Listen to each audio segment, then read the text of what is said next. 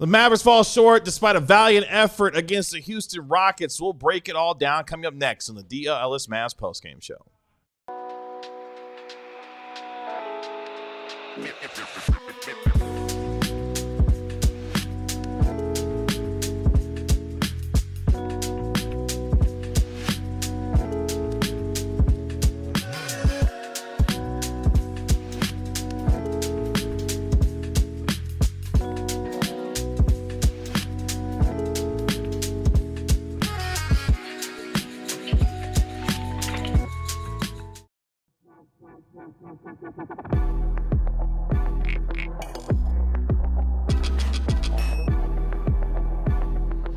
Welcome to the DLLS Mavs postgame show, powered by Game Time and Michelob Ultra. Download the Game Time app, create an account, and use code DLLS for $20 off your first purchase.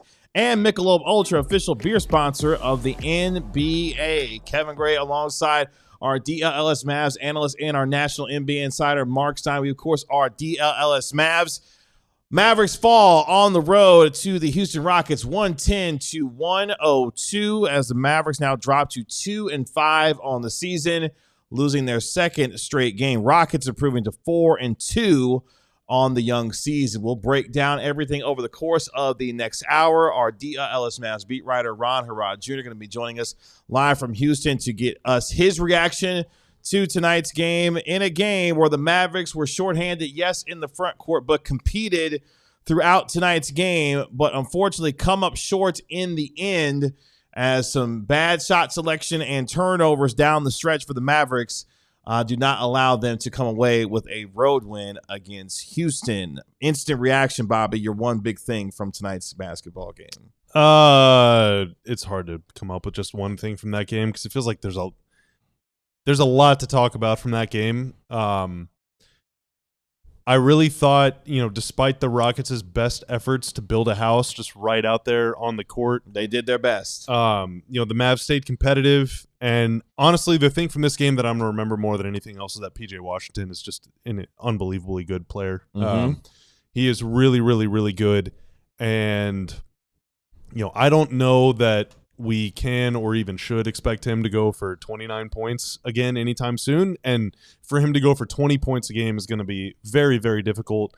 But, he flashed everything, man. He hit some jumpers. He was active around the rim, active in transition, came up with some big defensive plays as well. I thought he had a really big game. But, the Rockets did not play well, but they have so many good players.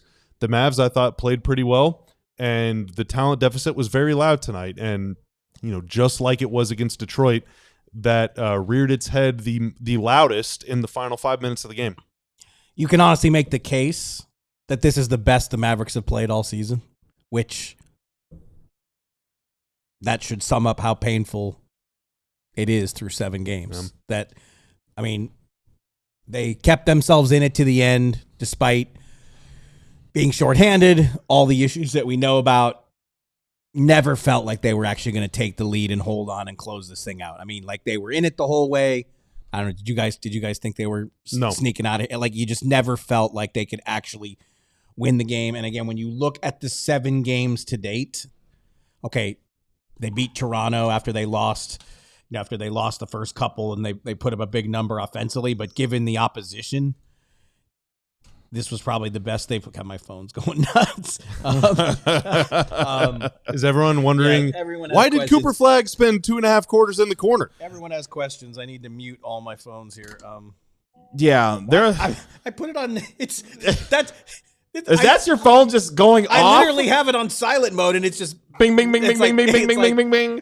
It's like my silent mode is being rejected. Stein, you're answering these messages. A lot of folks want to talk to you. I can't stop. A lot of folks want to talk to you. They got questions. We got questions. We're trying to figure it out. P.J. Washington, to Bobby's point, though, 29 points, 12 rebounds, 2 steals, and was all over the place, going 11 of 20 from the field tonight. Mavericks had what was 5 guys in double figures. Daniel Gafford had 14 points and 4 rebounds. Also, Cooper Flagg in this game had 12 points. They all came in the first 2 minutes, and then they were like, no, we're good. They did. Max Christie continues his strong start. He had 17 points again tonight. D'Angelo Russell had a double-double, actually, with 10 points and 12 assists in this game. But we'll get to what was, I thought, a bad last 2 minutes and 50 seconds for him in this game. But let's start there because you look at the Rockets tonight. I'm sorry. No, it's I literally don't know what to do. I can't turn it off. I can't turn it off. The least you can do is tell us who is texting you and read the message. What's the number one question you keep getting? I can neither reveal who's texting me nor reveal the subject matter. Okay. Damn. All right. Well, what's the point? Let's just keep going. You know, well, it's like the thing about it, and like Gafford is clearly nowhere near 100%. Not gave at them all. Not everything moving well, he man. possibly could. Yep, sure did. And Cooper Flagg, we're obviously going to talk about second half, not getting touches, not getting involved, but he took the hit in the first half, looked like came away with another shoulder injury and played through it, like refused to go out. So, I mean, we're seeing grit. I mean, PJ is playing 4 or 5 positions a night. Yeah. I mean, he's missing a lot of free throws. I mean, you can't not Yeah, say that, but it's like he's doing so much else that like there's going to be a hole in the game somewhere. I mean, I think the title card says there was a valiant effort, but the lack of talent that the Mavericks had on the floor with no Anthony Davis, no Derek Lively, the Rockets did not shoot the ball well at all. What's happening? Ron did not get suspended. He's in Houston. No, he's in Houston. He'll be joining he's later. actually working harder. That's right. In the wake of that scandalous third or fourth segment, whatever that. What segment was that? Who even knows? Right, exactly. Well, we'll just wait for that FCC letter that tells us exactly what time it was. I'm not checking the mail. At 41:27. He said that's just time stamped it. The shooting numbers for both teams were abysmal. I mean, the Mavericks shot 44.9% from the field, shot 8. That's what kills you, because Durant started, I think, 4 for 15 till he made a couple late. Like, he's not going to shoot like that. I mean, the Rockets were worse from the 3-point line tonight. Like that. No, they were actually better than the 3-point line. Rockets shot 27%. Mavericks shot 25%. Mavericks went 9 of 36. If you want to quibble, Durant got red hot from a late. percentage standpoint. Yeah, I'm looking at the point total. Yes. I mean, this both, was like that's the game you need to win. Yeah, the Mavs are going to get outshot. This almost game every was night. on the table to be swiped. Yes, and it was on the table, but like the way that fourth quarter was unfolding, you just never felt like the Mavs were going to be solid enough to take the lead and hold it. I mean, even without a point guard, how many the Rockets just live at the rim. Yeah. Scoring is a chore for them, man. The Mavs just can't score tonight. Another sub 100 offensive rating game for them. That's unreal. How many is that? 4? Give me one. Offensive rating tonight was 99.2. I mean, they defended tonight at a top 2 rate. I mean, It is 4 out of 4 7. out of 7 sub 100 points per 100 possessions. And the fifth one is 101.9. That's like really not even possible. It's horrible. It's awful. It's horrible. Truly at no point in NBA history is that competitive offense. None. I mean, they defend even before. You're going to have to like go back and see like when was the last, like even the 91-92 Mavs. Why we saw that. I already that basketball reference page. That team, the worst team in NBA history, had a 99.5 offensive rating for the season. That's unreal. And the Mavs, after this game, I'm waiting for NBA.com to update, but the Mavs are going to be a lot closer to 100 than they are to 110. Yeah, I mean, bad offense. The Mavericks defended at a number 1 defensive rate tonight. It was a 105.6 defensive rating that they had. But again, we've talked about this throughout the course of the season so far. No matter how good the defense has been, this team has had an inability to score. And more importantly, the last 2 games now, they keep turning the ball over at the wrong time. It cost them the game against Detroit. It cost them again tonight against the Houston Rockets. If you told me going into tonight that Kevin Durant was going to go 6 of 18 from the field for just 21 points and 2 of 8 from downtown, I would have told you had a real good chance to win this game. I mean, Ahmed Thompson was fantastic. He went 11 of 18. He had 27 points, and it's just as hyper athletic and did pretty much what he wanted to do. But the Rockets only had 4 guys in double figures. Tari Eason had 15. Alperen Sengun, when he wasn't flopping his ass all over the place, had 26 points tonight. He's a pretty tough watch. I'm not gonna lie. It's an abysmal watch for him sometimes. And I'm not even mad. I have him on my fantasy team. He had a great night for me. Well, I'm glad that he is annoying to watch though. Yeah, it wasn't great. And Amin Thompson with the 27 points that he had. Other than that, there was no one that had more than 6 points. In fact, the fifth leading scorer for Houston tonight was Aaron Holiday in 9 minutes, and he had 6 points. But that's they just have more talent. That's like Amen and Şengün and obviously KD are better than any active player on the Mavs right now. All three of them are better than any player on the Mavs. It's really hard to win in the NBA whenever you only have the second best player. It's damn near impossible to win whenever you only have the fourth, and unfortunately, we said this before, like Kyrie's going to miss a ton of games, so the Mavs are going to have to figure it out without him. That means AD needs to be the best player on the floor as often as possible, but you're not going to have him, or you didn't have him the last couple games. Mm-hmm. Who knows when you'll have him again? And so that means like PJ Washington is going to have to play like a god, or D'Lo is going to have to go for 30 and 10 not in Detroit. In Mexico against Detroit. That's right. Yeah. In those two games, though, they combined for 60 points across those two games. The Mavs lost by a combined 20 points in those two games. I figured out how to silence my phone. Let's go. Oh, good job. Let's go. That only took 7 minutes. They're getting outclassed. I'm a fan. I'm a fan of the soccer team Crystal Palace, right? And Palace is actually winning games this year, which is really cool because I'm not used to seeing that. They've been in the Premier League for a long time. But here's the average Crystal Palace season. You play 38 matches. Palace loses to like the top 6, top 7 teams. You're going to play them 14 times, the 7 teams 14 times. They're going to lose 12 of those, win 1, and draw 1. And then you just got to hope that you play basically win 1 game for every time you lose against all the other teams. Mm-hmm. But against those better teams, sure, they'll have Wilfred Zaha. They'll have Eze before they sell those guys off. They might have the 3rd or 4th best player on the field, right? Maybe. But the other team has like 11 of the best 15 players on the field. And if the Mavs are consistently, especially against these good teams, right? Now it's different against the bad teams, but against good teams, if the other team is going to have 5 of the best 6 or 7 players on the court at any given time, it's going to take an extraordinary stroke of luck to win. And, that is why being at a talent deficit is so hurtful to your chances of winning. And they are at a severe talent deficit right now. They are, and we saw that once again, and I see you in the chat as well. Yes, Klay Thompson struggled once again tonight. 2 of 9 from the field, 1 of 8 from the three-point line, had 5 points in just 18 minutes. Did he make his first 2? He made his first 2 shots and then went 0 of 7 for the rest of the game.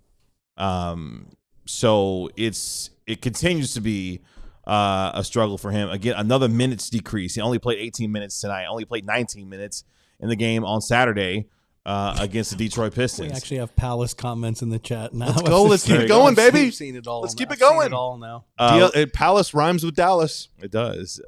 So again, another struggle for him tonight. Max Christie, as we mentioned, 32 minutes, was in the starting lineup. He went 6 of 10, had 17 points.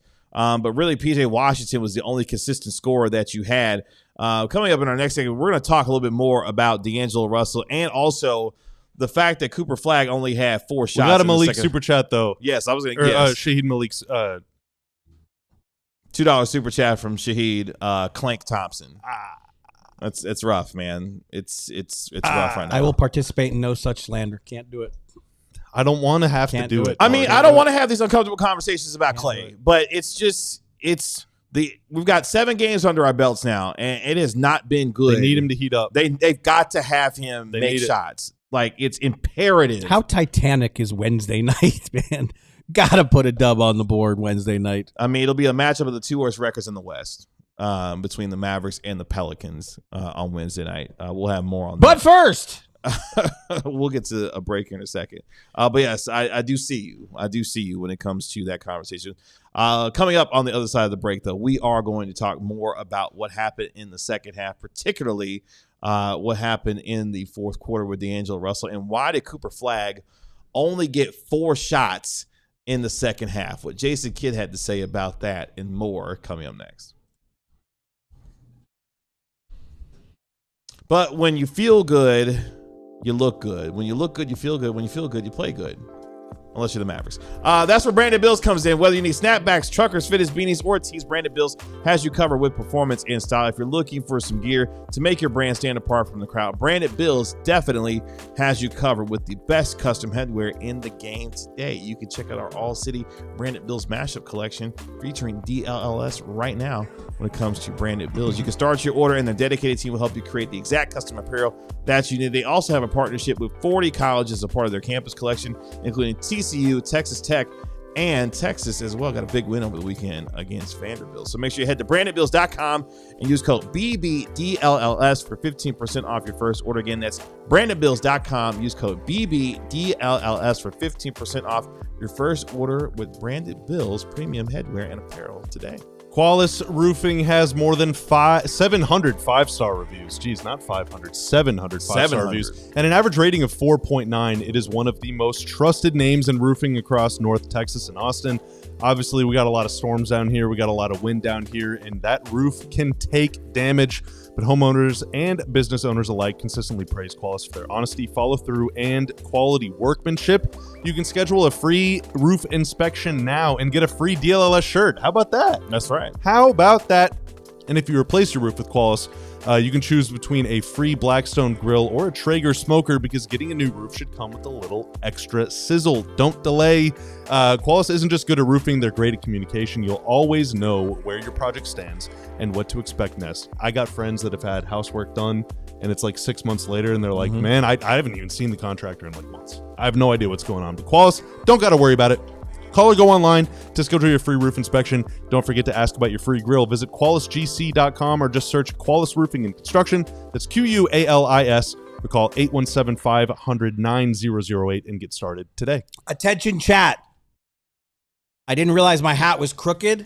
There were no statements I was trying to make. I hope it's now straight. Oh, wow. Sorry for whatever angst I caused. You're okay. You're okay. Mavericks fall tonight, 110-102 corporate on Bobby the road. And side hat Stein. What does that mean? We'll talk about the corporate stuff later. Don't worry Corporate about Bobby was I know what that means. in a moment that will live in infamy. that. That's right. Mavericks drop to 2-5 on the season. They get ready to come home. Must win Wednesday. To take on the Pelicans on Wednesday.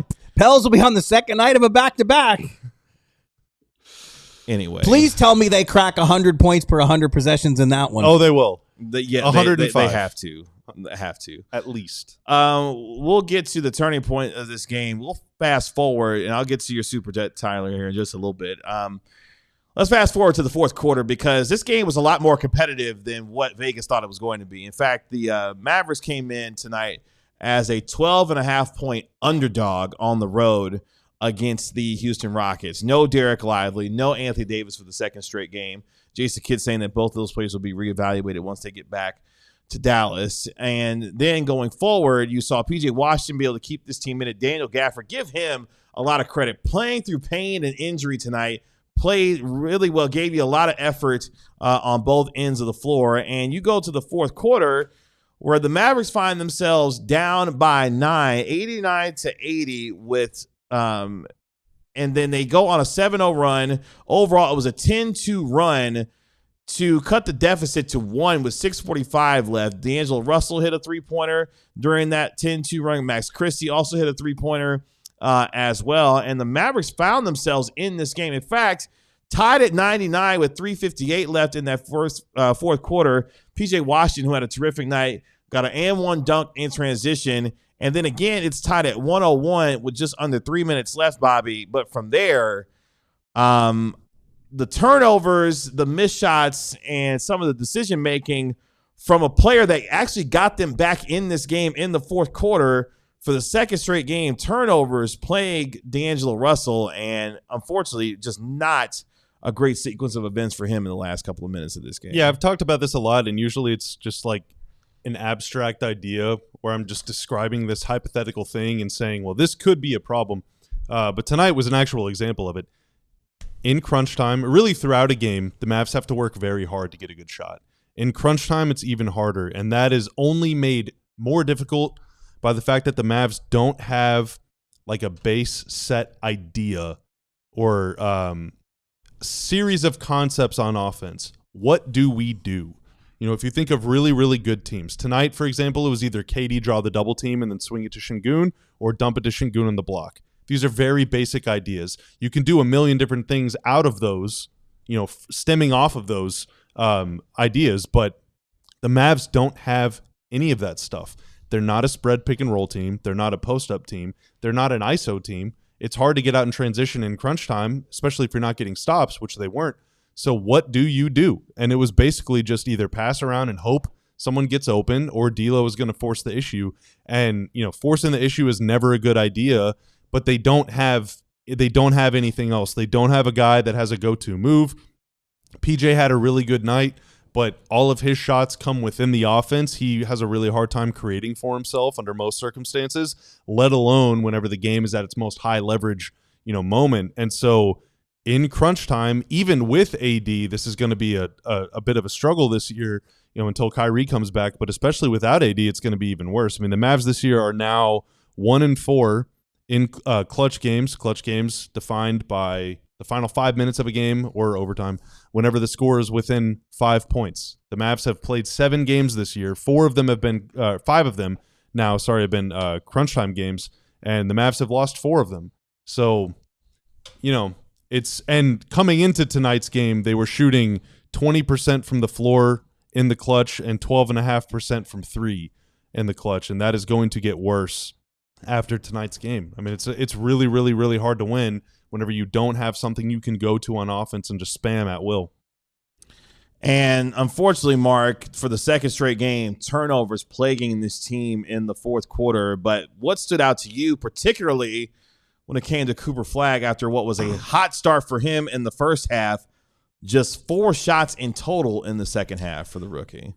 I mean, I do want to hear some of the post-game comments just to get that vibe. But, I mean, look, I do think the offense, as we've just been talking about since post-game show 1, and we're now on post-game show 7, I mean, it's functioning so badly that it doesn't surprise you. But I do think there was some passiveness as well. Like, it wasn't just, you know, he had the shoulder thing. We're not in Houston. I don't know how severe it is. Was that a factor in not actually demanding the ball more?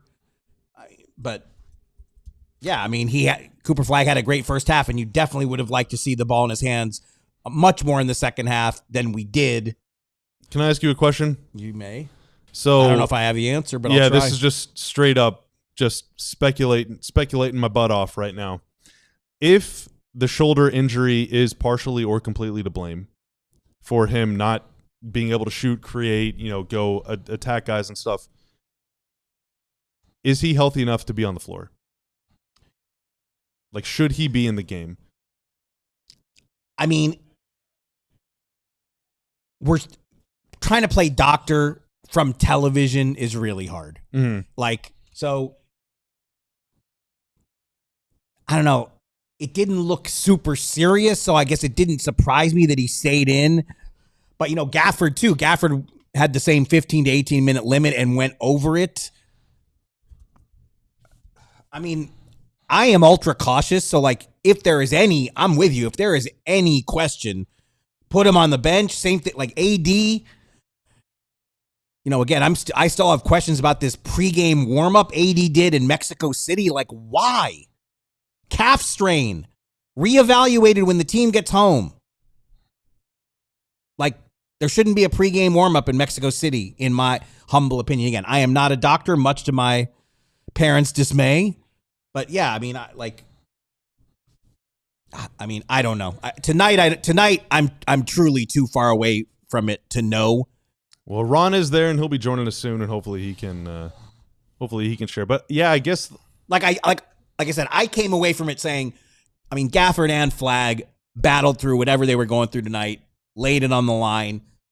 But yeah, I mean, I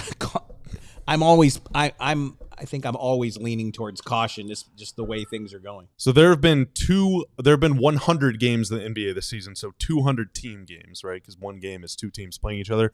The Mavs based on shot making. So there's a stat called quantified shot quality. I've explained this a lot on the show. It estimates if the average player took all of the shots that you generated as a team that night, what would they shoot on those shots? That's based on location, time, shot clock, closest defender, all of that stuff. The Mavs, so there's quantified shot quality and then what you actually shoot, and then there's the difference. And that estimates how good you are at making shots, right?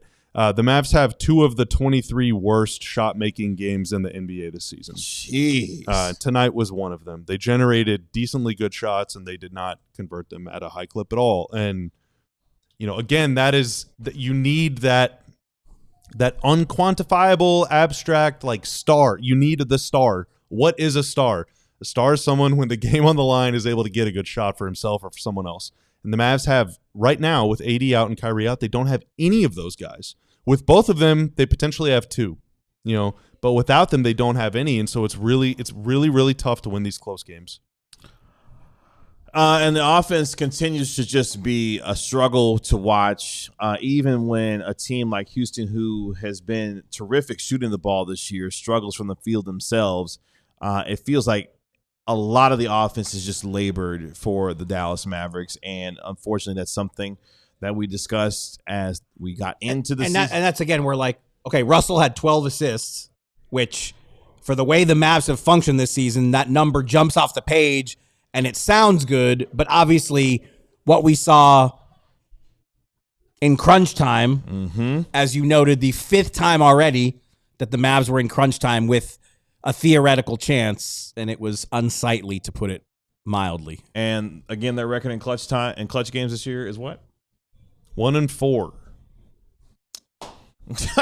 I mean, not being able to win games in the last 5 minutes of ball games, turnovers at the wrong moments in your last 2 games. To be fair, a couple of those were backdoor clutch games, but still. But I mean, still, it's just they've lost 5 games this year generally, which is not good. Yeah, you've played 7 games and you lost 5 of them. And yes, there have been injuries, but there's just been inconsistent offense, bad decision making, and the lack of execution when you need it most. And all of these things tied together with the inability to make shots as well, even when you get good shot quality. It's not a recipe for winning games, and that's where they are right now. And yes, they have somewhat of a saving grace getting ready to play the worst team in the West, record-wise, in the New Orleans Pelicans. But I don't leave anything to chance when it comes to this team right now, and who knows what Wednesday could bring. So, yeah, it's just a complete slog to watch this team play offensively every single night, and it's just not – it's not fun. It's not fun to watch in a number of ways. But one thing that they've got to improve upon as the season goes on is the ability to execute down the stretch, because this can't continue, and to give them the idea that they're going to win games. They had 30 assists tonight, despite everything we're saying. Like, are we being too... No, because you have to execute when it matters most. Like Tanner's no. You have to execute in the last 5 and 3 and 2 minutes of a game. This team has too many experienced players to play and be as careless with the basketball as they've been, especially in these last 2. However you feel. Look, you made 9 for 36 from 3. They were 2 for 13 from 3 in the fourth quarter. I mean, it's abysmal. I think if they played this same exact game, so created the same kind of shots and forced the same kind of shots on defense, I think they could win against a lot of non-playoff teams. But the issue is, I mean, we're seeing it. They've played. Who are the good teams they played this year? They played Houston and OKC, who beat them. They played OKC, who beat them. They played the Spurs. If you consider, I think the Spurs are probably maybe not as good as their record right now, but they're good. Of their record. Spurs destroyed them. Yes. The Mavs just got out-talented against those 3 teams. There's a lot of teams right now with the Mavs injury situation that are better than them, and it's going to be really, really tough to beat any of those teams unless they have to have a good shooting night. They can't just have an okay one. The margin for error is virtually non-existent. Yeah. With this team. Like, they defended at a number 1 rate tonight, and you had an offensive rating of 99. Like, not good enough. It's not good enough. That's how do you have 30 assists and still can't clear 100? Can't clear 100. Is that possible? I mean, they just did it. Because they They laid a lot of bricks. I mean, they missed 49 shots. They missed 7 free throws. They committed 15 turnovers. That's not winning. That's not winning. It's not winning. Those are not winning numbers. 4 games out of 7. It's unreal. Let's take our next break here on the DLLS Mavs postgame show. When we come back, we welcome in our guy Harrod Jr. live from Houston to get his thoughts on what Jason Kidd had to say and more here on the DLLS Mavs postgame show. But first, these copy notes are just they're taunting me. They are. The delicious taste of victory, it says here. It deserves something equally superior. That's right. What about the miserable taste of defeat? Well, there's one way you can make it taste better, and that's to sip on a Michelob Ultra as you're cheering your team on, win or lose. At just 2.6 carbs and 95 calories, it's a superior, smooth taste worth playing for.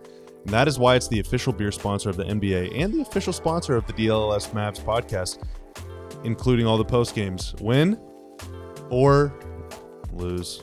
It's the superior light beer. Again, this is the official beer sponsor of the NBA. Just 2.6 carbs, 95 calories. It's not going to leave you feeling like garbage the next day. You're going to sleep fine. You're not going to feel stuffed. You're not going to get all bloated. It's just really nice, really smooth, really light, and really yummy. And that is, again, why Michelob Ultra is the official beer sponsor of the NBA. Let me talk to you about our friends at PNC Bank. Long-term growth takes patience and commitment, something that banking and hockey hair have in common. That's right. PNC Bank recognizes the value of long-term growth as well. It's time to see how good long-term growth looks on you. Pick up your free Dallas Stars hockey hair hat pregame at PNC Plaza. Compliments of PNC Bank starting tomorrow on November 4th and on November 6th as well at PNC's pop-up Main Street branch. So again, pick up your free Dallas Stars hockey hair hat pregame at PNC Plaza. Compliments of PNC Bank November 4th tomorrow and on November 6th as well at PNC's pop-up Main Street branch. Legal, no purchase necessary, one per person. While supplies last. 2025, the PNC Financial Services Group Incorporated, PNC Bank, an official partner of the Dallas Stars. Mavericks unfortunately fall once again tonight, 110 to 102. This time on the road to the Houston Rockets. Rockets improved to 4-2 on the year, 2-1 at Toyota Center. Mavericks fall to 2-5 this year and lose their first true road game of the season. They'll get ready to come home to take on the Pelicans on Wednesday night, as they are now in a stretch where they play 3 of 4 on the road. Let's go out to Houston right now and welcome in our DLLS Mavs beat writer. He knows sports. That's right. He is Harrod Jr. live on the scene in Houston, Texas. Ron, what's going on? I'm doing okay, everybody. How you three doing? Look a little tired in there. That's what the Mavericks offense does to us. It has us fatigued. Yeah, rough night here. We had to watch the Mavs play offense, and we had to watch the Cowboys play offense, and that was tough. It's tough all around. It's a tough night for us, Ron. Cowboys lose at home.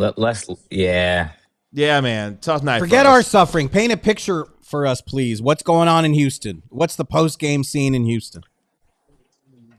Yeah, so we asked, Coach Kidd, why did Cooper Flagg kind of have a strong first half and only take the 4 second half shots? And, he didn't make a shot, at least a jump shot in the second half. He said that was really just because P.J. Washington was having a big day. It seems like the Mavericks just kind of went away from Flagg because Washington was so hot in the game. Also kind of just followed up with kind of the collision that we saw and Cooper Flagg kind of grabbing his shoulder. He says, that there's something that the team rallies around. They say he's a really tough kid, and that's something that, sometimes your teammates see you go through something like that, and they continue to, want to fight for you if you're a good player. So I think that's kind of was it. Daniel Gafford seemed like he was in high spirits. Kind of the first time that he talked to the media, he seemed kind of happy, just kind of being on the floor. He went to the locker room, came back. So it was a small, re-aggravation of the same, ankle injury, but he said he's still fighting through it. He's kind of just, blessed to be able to do this game after game. So while PJ Washington and Coach Kidd kind of were down, I would say Daniel Gafford seemed to be pretty in high spirits. What else were your takeaways from tonight's game where the Mavericks' fourth quarter turnover woes got them again, much like it happened against the Pistons on Saturday? What were your takeaways and observations from tonight's game? Yeah, I mean, well, Kyrie Irving is one of the best closers in NBA history. And if when you're out a guy like that, sometimes when these games get tight, when they get nasty, you don't have a guy to go to. They kind of tried to go to D'Angelo Russell, and while he did provide some sparks, he could not close out the game for them. You're also out Anthony Davis, who I would assume the team would go to in a tight fourth quarter. They couldn't go to Anthony Davis, so again, the team kind of struggled. PJ Washington gave me some big plays down the stretch on defense and on offense, but they just couldn't get it to stick. And this is the result. Once again, PJ Washington had a strong game tonight. What did you like about what his performance brought to the Mavericks? This is probably the best game I've seen PJ Washington play. I mean, on one end of the floor, he's making a 3-pointer. He's shooting a hook shot over three players that are 6'7" or taller. He's making those shots, and he goes down on the other side of the court and blocks Kevin Durant's shot. I mean, how often do you see a Kevin Durant mid-range jump shot block? It's a very rare feat to see in person, and PJ Washington did it tonight. I think this is probably one of his best games he's had this season, if not his best game. He also rebounded the ball well. Again, over 10 rebounds. He had a double-double. This was a very strong game for PJ Washington. I think something that he can build on for the rest of the season. And once again, with him, the 29 points leaded the Dallas Mavericks. First 20-point game of the season for PJ Washington in the near 36 minutes that he played tonight for Dallas. Cooper Flagg played nearly 34 minutes in this game. Max Christie played over 32 minutes in this game. Again, and this is something that the chat continues to point out, and what we've noticed so far throughout the course of these first 7 games, Klay Thompson hits his first 2 shots, think he's going to get something going, doesn't make a single shot for the rest of the game, and struggles to a 2 of 9 finish with 5 points, and was a -2, bringing what is the start for him. Klay Thompson through 7 games right now. Oh my gosh, my head hurts as I'm about to say it. -73 in the first 7 games for Klay Thompson. Not good so far this year. Another struggle once again tonight for Klay. Yeah, and Mavs fans have to kind of watch this every single game. But people are texting me like, man, they got to free Klay Thompson out of Dallas. He was so good in Golden State. I'm like, well, I don't know if we could just say it's on the Mavericks why Klay Thompson is shooting like this. This is just a cold stretch. A lot of players go through these moments, even some of the greatest shooters ever, which Klay Thompson is one of the greatest shooters ever. But right now, he doesn't seem to be getting open looks. And because he's not as quick maybe as he used to be, he can't create off the dribble, which means if there's not an elite playmaker specifically looking for him on passes, he's not going to be able to score. And we saw tonight, he had 2 good looks. Then the rest of his shots were, horrible shot quality. It's contested mid ranges, contested threes. He's not getting open looks. And this is not a motion offense that he's used to playing in when he was in Golden State. So it seems like he's just struggling. And this is probably, if I had to guess, I mean, Mark would know probably better than me. It's probably one of the coldest stretches of his career to start his season. There's just no rhythm or flow to the offense. Everything is just so clunky. Yeah. Like there's just no what do you call it? Je ne sais quoi. Like there's no flow. Yeah, there's just no there's no fluidity. It's not like it doesn't come easy. It doesn't just happen. Like every time that they play offense, it's like watching a kid try and do long division or something. It's just like you can see all the gears turning in everyone's head, and that is not how you're supposed to play. You're supposed to play, not think. Yeah, I mean, the offense is stale. It's like an old piece of candy with no wrapper on it. It's thick as oatmeal. It's just not a good offense. It's the worst offense in the NBA. You kind of hope that it improves game after game. And again, like I always say, they'll show flashes of like okay play, but usually all 5 guys are just not hot at the same time. Like today with the Rockets, even when Durant was quote unquote cold, which he wasn't necessarily even cold. They really, what PJ Washington talked about is the game plan was to double Durant. Like they were trapping him and Sengun on essentially every paint touch and in multiple actions. But even let's say Durant's not getting it going, they have Amin Thompson and Sengun, and they have Atari Eason making open threes. Like there's multiple guys that are hot at the same time. With Dallas, it seems like it's only one guy at a time. It's like they're taking turns being able to make shots, and that's just not how you play NBA offense. I need to reach here and try to just tell us You made the trip down there. What was that like? What was it like to be in the arena? Let's end with a shred array of something that's not what we've been talking about for 3 segments here. You made the yeoman's effort to get yourself all the way to Houston in time for this game. How was it? How was just the coverage, the travel and the coverage? Yeah, I mean, it was great. The Rockets PR staff is great. I think the coolest thing about the arena, this is like a nerd moment, but like they have like all these advanced stats on the screens. They have like the core 4, like what I think it's offensive rebounding percentage, turnover percentage, and like all these different advanced stats. They have the team's offensive rating like on the scoreboard, which I think is one, just teaching the fans, quote unquote, how to get smarter at what they're watching. But I just thought it was just really cool, and it shows how advanced, a team, they had, Mike D'Antoni once as the coach, and now Ime Udoka, how kind of far ahead of the analytics that they are. Just the arena, seeing Kevin Durant. I mean, me and Kevin Durant are from the same area, so I mean, I've seen him a ton, growing up. But at the end of the day, seeing him like in his element, seeing him playing basketball was great. And then lastly, we've talked about this multiple times in the show, but Amen Thompson might be the best athlete in the NBA. And to watch that level of athlete play basketball just shows you there's levels to this, as the kids would say. Momentous night for Ron Harrod Jr. First road game as a Mavericks beat writer, and he said the Mavericks offense is as stale as candy without a wrapper. I mean, tell me what rack it, Tanner. Rack it. Lie wasn't told. Lie was not told. Gakujen added, that candy is hairy. Yeah. Probably fell on the carpet as well. Oh, come on. Jolly Rancher with all sorts of stuff on it. All right, Bobby. Come on. Good. Yes. Anything else from you, sir, before we let you go on this evening?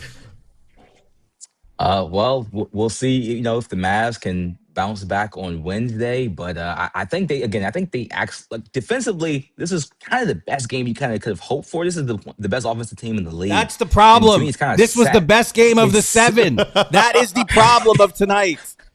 That is the best game they've played out of the 7. They literally defended at a number 1 rate this year. Tonight's defensive rating would have put you at number 1 in the league, and yet you couldn't clear 100 per 100 possessions.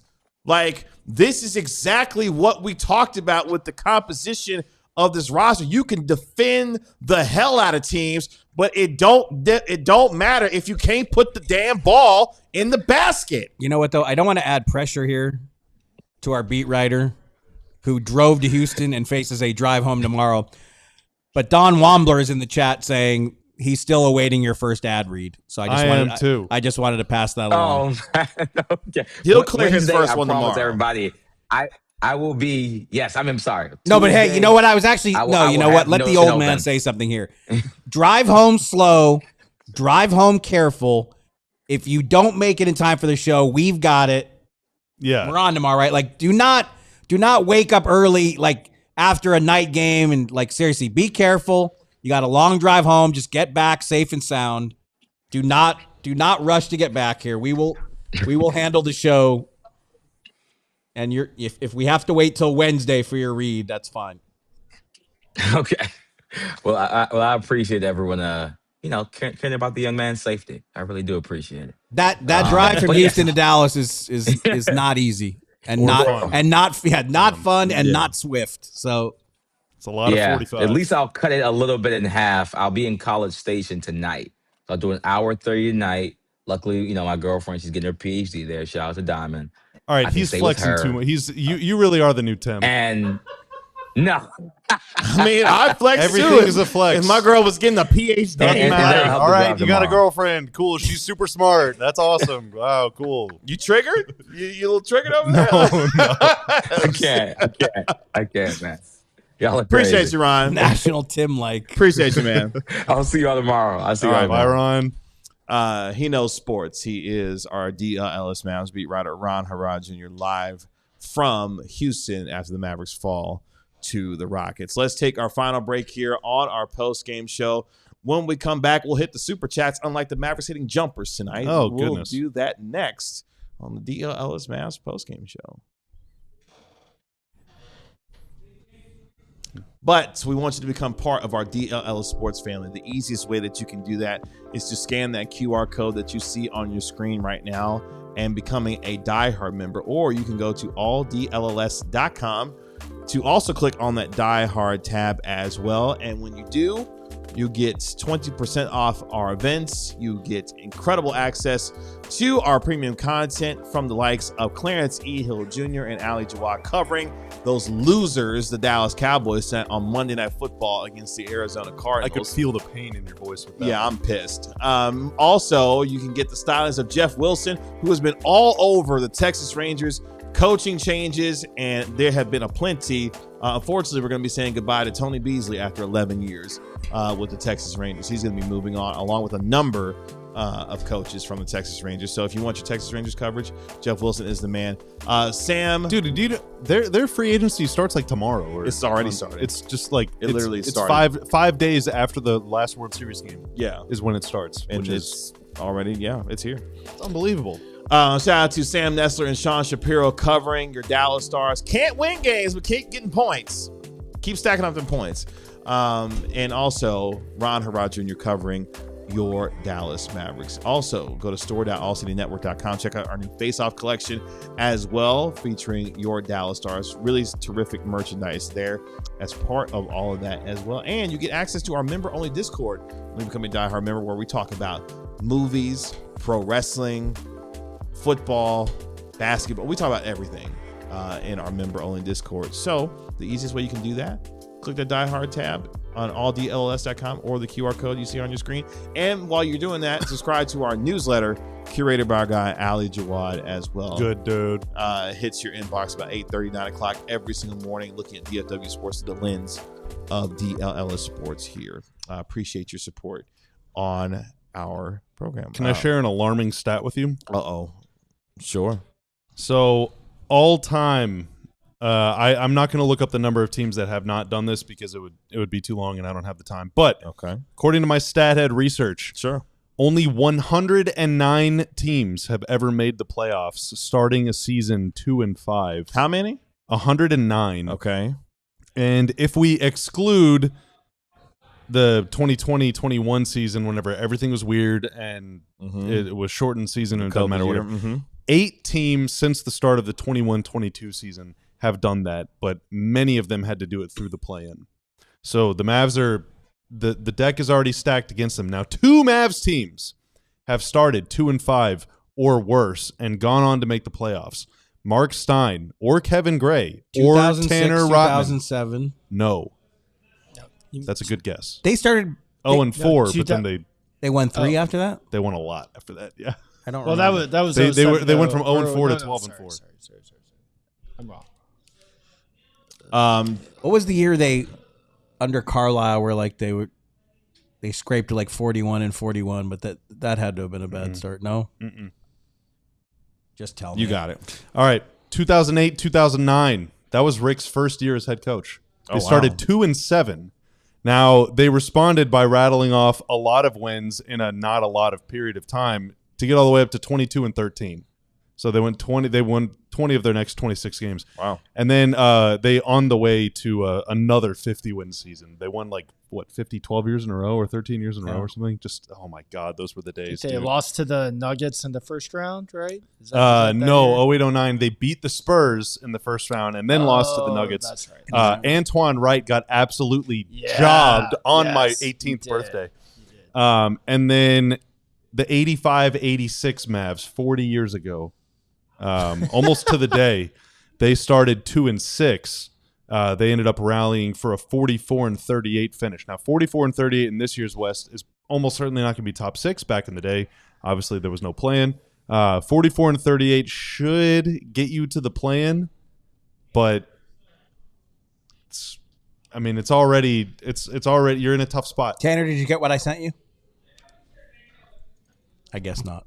Okay, we'll figure that out. I saw something that I thought might cheer everybody up. No, I did see that on. I almost clipped that, but it's. You mind sharing with the group? Well, yeah, let's just Our stop friend at this Kevin point. O'Connor did a spin on Tankathon after tonight's game. Oh, wow. And the Mavs got the first pick on Let's the go. on the first jeez. pick. And who got the second pick? Atlanta, which I don't know from what trade, Oh, but yeah. it would go to It the goes to the Spurs. Pelicans. So It it goes to would the be Spurs. Mavs and then Spurs. Oh, the Spurs? one, The two. Spurs have that pick. Yeah. What? Part of the DeJounte Murray Part trade. of Oh Jonathan my Merton, God, yes. dude. Someone needs to they need to get investigated. All right, I got 2 more stats. What would you do if that's how it turned out? I'm writing a letter. You read a strongly So the worded letter. joy of the Mavericks getting the number 1 pick would not. No, because then the Mavs would probably take This is an incredible draft. either Duke guy or whichever guy's played the most games for Team USA, and then the Spurs would get DeBonsa to play with Wemby, and that would be awful. Like, you would have your choice if the Mavericks took, let's say they took, DeBonsa or Peterson at number 1. You still got your choice of Boozer, terrible. like DeBonsa. Like, you got your choice there if you're the Spurs. That would be highly unfair. 2 stats. Uh-huh. Number 1, the crunch time the crunch time Mavs, the clutch offense this year. Oh, Lord. They've taken 17 field goal attempts in the clutch. I'm going to guess they made 3. Close. They made 4. Oh, jeez. 12 of their 17 clutch field goal attempts have been threes. Ugh. They've made 1 of them. I was literally going to say they're 1 for 12. They are not getting good shots late in games, and that is a capital P problem. Now, they are the stats have updated now. They're still 30th in offensive rating. They're at 103.6. Houston, number 1 in the league after tonight, 123.2. The Mavs are nearly 20 points per 100 possessions worse than the number 1 offense in the NBA. Now do defensive rating. The Mavs are 9th in defensive rating, 0.1 behind the Rockets for 8th. What's the number 1 defensive rating number? 104.2, which is the Thunder. That doesn't count. Number 2 is the Spurs, Which is? so they're 108.2. So they're only 3 points off number 2. No one is touching the Thunder. Well, It's here's the not thing. even fair. The Mavericks defended It's not at a even fair. defensive rate of 105.2 tonight. Yeah, no, they played. Well, yeah, I mean, That would have been the number 2 defense in the sure. league. Like, it's yeah, just, I mean, the Rockets did miss a gazillion open threes. yeah, but it's just, it wasn't so long ago that the Mavs were the number 1 offense in the NBA. Now they're descending to ascending in their number 1. let's get to your super chats here on the DLLS Mavs postgame show. Shout out to Shahid with the super chat from earlier tonight. Thank you, sir. Appreciate that. Tyler with the $1.99 super chat. What would Lively and Clay get you in a trade? I don't. I got nothing for you. I mean, do you think the teams in the league, the other teams in the league, don't see Lively's injury history? I mean, And they'll see how Clay's performed so far this And season. whoever trades for Lively's got to give him an extension. like That's right. He's extension eligible now. That's right. we've seen, even if they've been the briefest of glimpses, like Cooper Flagg, Derek Lively, relatively the same age. Like to think you want to keep them together to see, but yeah, I mean, Derek Lively, he's missed too much time. I mean, so if And can we touch on that real quick too? Because Kid said tonight that Derek Lively is also going to be reevaluated. based on what I know, he bumped knees with someone, and again, it started out as a. What game was this? What was the last game he played? Did he play in the It Indiana was game? the Raptors game. It was the game before the Indy game. It was Thunder, right? Yeah, so it had The last let's game see, Was that Raptors? I don't remember. no, it was Thunder, but I think that's the game. I'm not even sure. No, he didn't play in the Thunder game. Oh my God, he's only played in 3 games. Yeah, it was the Raptors game was his last game. Yeah. So the there was Raptors some game. sort of bumping of knees that went from contusion to sprain, and Yeah, he's only played 3 games. He played on opening the Spurs, the Wizards, and the Raptors game. Yeah, he has not played since then.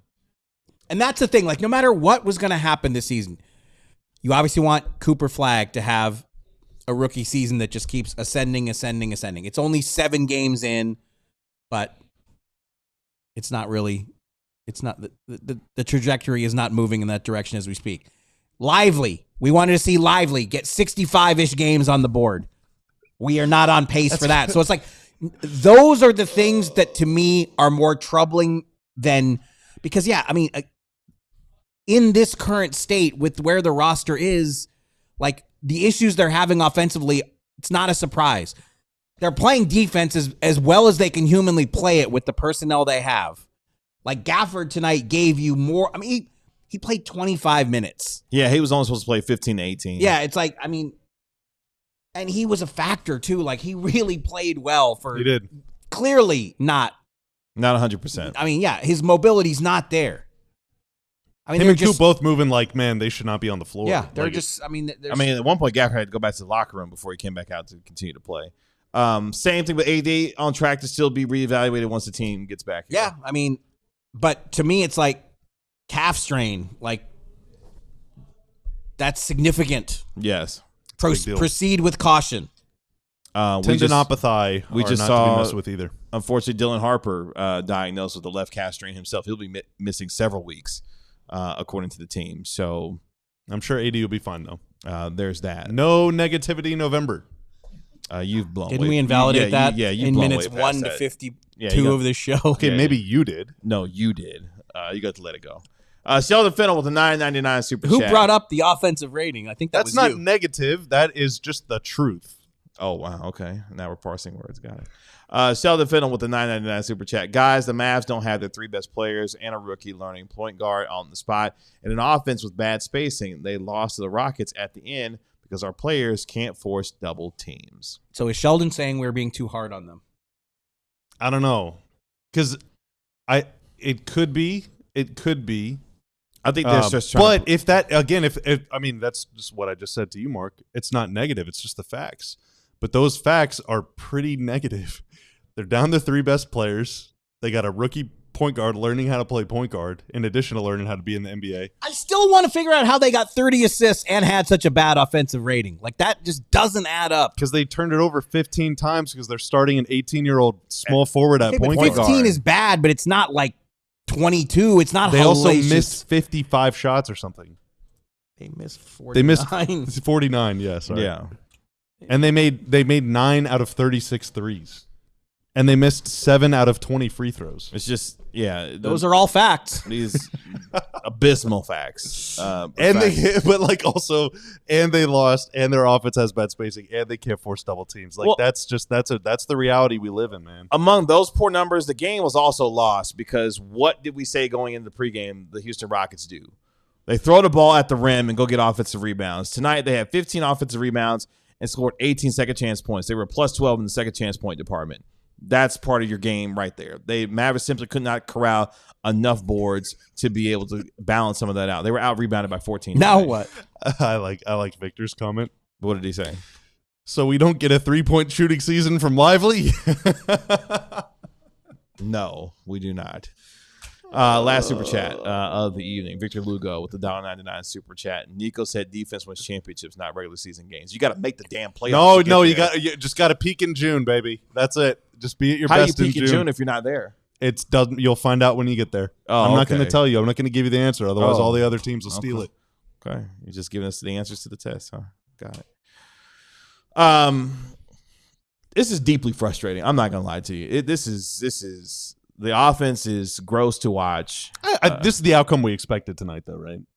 I mean, if anything, it was closer. I think It was closer than what we thought it was going to be. Like it was a 12.5 point.